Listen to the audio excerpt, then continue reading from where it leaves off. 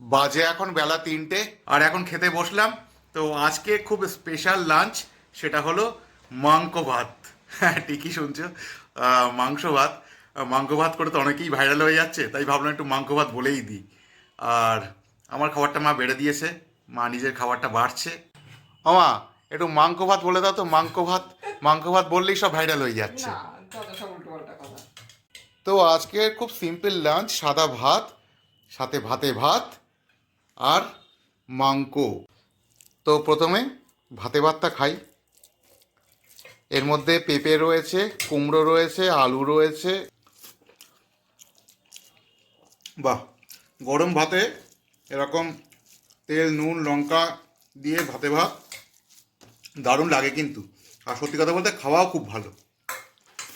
এবারে নেব চিকেন, মানে মাংস ভাত। তো এটা ধনিয়া চিকেন, আমি করেছিলাম গতকালকে। তো সব তো আর খাওয়া যায় না একসাথে, তাই আজকে দুপুরবেলা খাবো। কাল মাংস ভাত অসাধারণ রান্না করেছি আমি, দারুণ লাগছে। আর ধনিয়া চিকেন তো পুরো ধনে পাতার ফ্লেভার।